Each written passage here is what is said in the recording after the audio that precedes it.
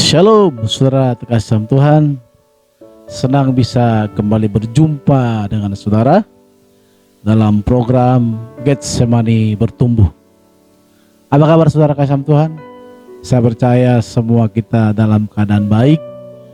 Dan kalaupun saudara hari ini mengalami keadaan sakit, doa saya kiranya kesembuhan yang daripada Tuhan Yesus Kristus melawat kita, melawat saudara, sehingga saudara boleh sembuh dan boleh beraktivitas kembali seperti biasa dan berkumpul bersama keluarga kalaupun saudara dirawat di rumah sakit ataupun dimanapun berada. Saudara kasih Tuhan, pada malam hari ini saya akan membahas sebuah tema tentang cinta yang bersyarat. Bagaimana sih cinta yang bersyarat ini saudara kasih Tuhan? Seringkali saudara kasih Tuhan, kita menaruh Tuhan hanya cinta bersyarat kita. Seringkali juga kita datang kepada Tuhan kalau permintaan kita bla bla bla bla bla diizinkan Tuhan, maka saya akan datang menyembahmu Tuhan. Saya akan datang memujimu Tuhan. Saudara kasih Tuhan, ini manusiawi. Dan jujur saudara kasih Tuhan, mungkin saya juga kadang terjebak dalam hal ini. Tetapi seiring dengan waktu saudara kasih Tuhan, saya mau belajar bagaimana tidak datang kepada Tuhan hanya karena kebutuhan. Nah, boleh juga kita buat tema khotbah kita hari ini, yaitu cinta kebutuhan.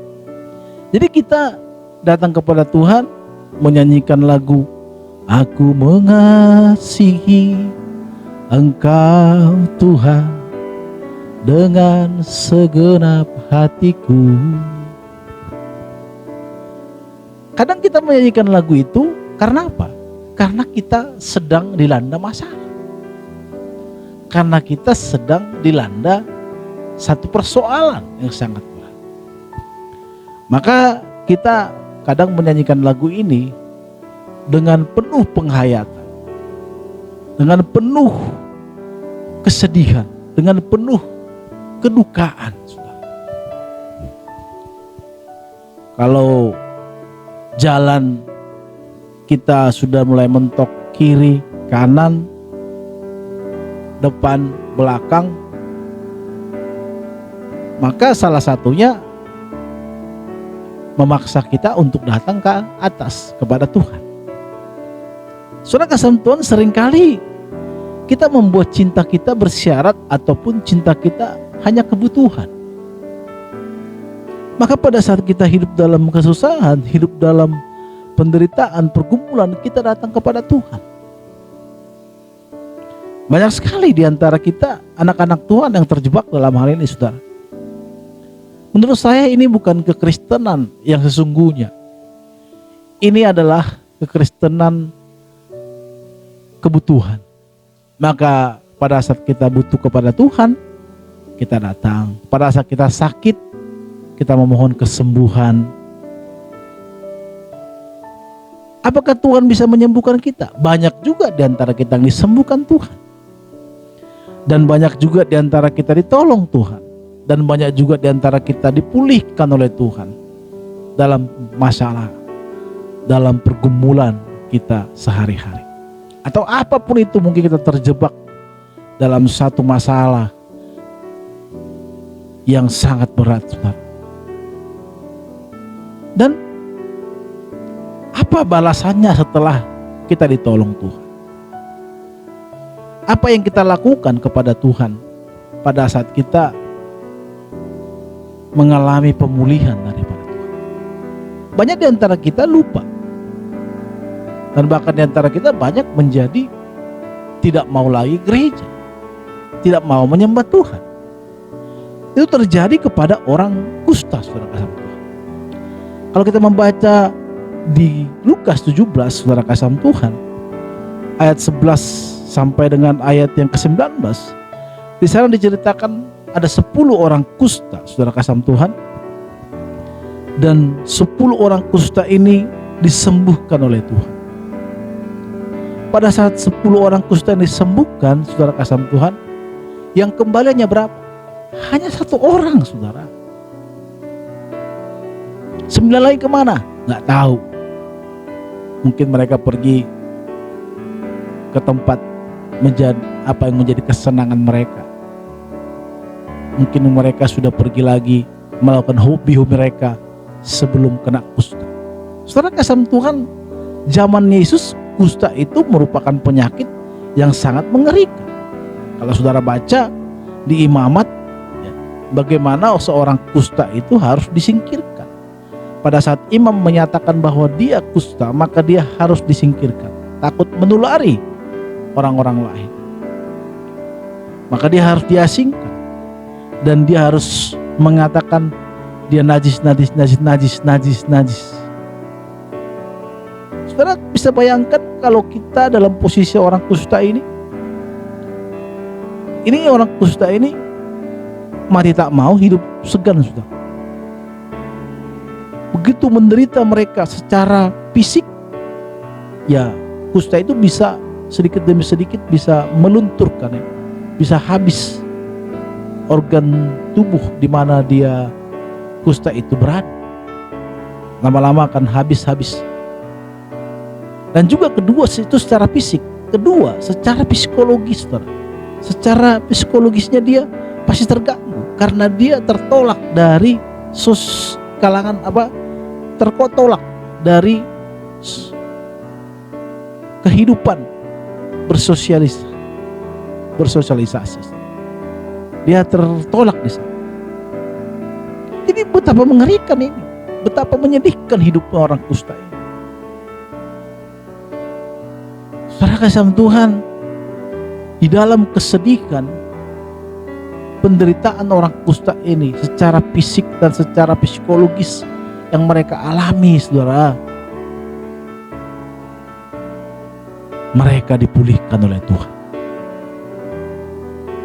Mereka disembuhkan oleh Tuhan. Dan pada saat mereka disembuhkan oleh Tuhan, yang datang mengucap syukur berapa? 1 orang, saudara. 9 orang lagi nggak tahu kemana. Mereka mungkin pergi melakukan kesukaan mereka, dosa yang mereka mungkin lakukan, kesenangan, hobi mereka yang pernah mereka lakukan.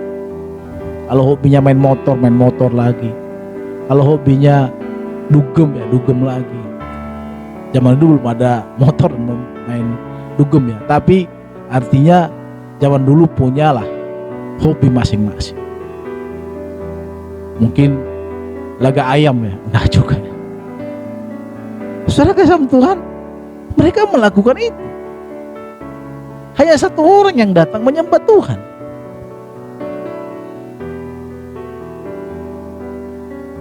Di ayat 17 Yesus berkata, bukankah ke-10 orang tadi semuanya telah menjadi tahir? Di manakah yang 9 orang itu? Saudara kasih Tuhan, jangan berpikir Tuhan Yesus tidak mengingat apa yang sudah Tuhan Yesus lakukan terhadap diri kita. Jangan kita pikir Tuhan Yesus lupa. Kalau kita sudah mengalami pemulihan dari Tuhan, lantas kita tidak datang lagi menyembah Tuhan, lantas kita pergi melakukan hobi-hobi kita, tidak datang kepada Tuhan, mengabdi kepada Tuhan, menyembah Tuhan. Jangan pikir Tuhan Yesus tidak tahu. Tuhan Yesus tahu apa yang telah Tuhan Yesus lakukan dalam diri kita. Maka saudara kasih Tuhan, perlu sekali kita membalaskan apa yang Tuhan Yesus berbuat dalam hidup kita, yaitu menyembah Dia. Saudara terkasih dalam Tuhan, cerita orang kusta ini juga dialami oleh kita sekarang. Kita hanya datang kepada Tuhan karena kebutuhan. Kita mengatakan, aku mengasihi Engkau Yesus, dengan segenap hatiku. Itu hanya pada saat kita punya persoalan, maka mengalirlah air mata kita. Maka mengalirlah air mata kita bercampur dengan ingus masuk di mulut, dan kita tidak merasakan itu. Kenapa? Karena kita sedang punya masalah. Nah, kalau setelah punya masalah, kita sama seperti 9 orang kusta ini, pergi meninggalkan Yesus, melakukan hobi kita lagi. Kita tidak mau mengucap syukur, kita tidak mau berterima kasih kepada Tuhan, karena kita pikir Tuhan diam aja dan hidup kita santai-santai aja, maka kita bebas melakukan apapun. Saudara kasih Tuhan, harusnya yang kita contoh adalah orang kusta yang datang kepada Yesus. Kita harus ingat kebaikan Tuhan, ingat kasih-Nya, ingat kebaikannya. Kalau dulu kita lagi susahnya, doa jam 3 pagi, doa jam 2 pagi, ibadah di mana-mana pun kita datangi, jam berapa pun kita datang. Kita selalu mengatakan lagunya, lebih baik satu hari di pelataran-Mu daripada 1000 hari di tempat lain. Itu lagu kita, saudara. Pada saat apa? Pada saat lagi kesusahan. Tapi pada saat kita sudah happy, semua masalah kita selesai, kita dalam keadaan baik-baik saja, seperti lagu Ratu dulu, aku baik-baik saja, maka lagu kita berubah. Aku mau di sana, aku mau di sana. Maksudnya mau happy. Saat teman kumpul, aku mau di sana. Saat teman ngajak untuk melakukan hobi-hobi, ku mau di sana. Saat teman lakukan mau traveling, ku mau di sana. Saat teman mau ngajak untuk happy, ku mau di sana, ya kan? Ku mau di sana. Kenapa? Gak ada lagi masalah, gak lagi persoalan, gak lagi pergumulan, saudara. Maka kita senang, happy. Pada saat kita happy, pada saat kita bahagia, saudara, kita melupakan kebaikan Tuhan dalam hidup kita. Kita sama seperti orang kusta yang 9 orang tadi. Bukan yang 1 orang ya, yang orang Samaria ini. Harusnya, saudara, kalau kita sudah ditolong Tuhan, dipulihkan Tuhan, disembuhkan Tuhan, ditolong dari setiap persoalan masalah kita, harusnya kita datang menyembah Tuhan seperti orang kusta yang datang menyembah Tuhan, yang 1 orang tadi, yang orang Samaria itu, saudara. Harusnya kita datang menyembah Tuhan, memuji Tuhan. Kita datang kepada Tuhan jam 3 pagi, kita berdoa jam 2 pagi atau jam 5 bangun doa, bukan karena bersoalan, bukan karena pergumulan kita yang berat, tapi karena kita mau berjumpa dengan Tuhan kita. Kita mau bertemu dengan Tuhan.